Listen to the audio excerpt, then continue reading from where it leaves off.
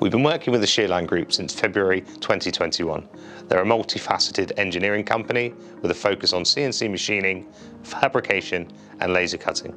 We've built a very strong relationship with the Shearline team, working on several projects. This has included redesigning their 3 main subsidiary sites for HLT, Shearline and ShearXL.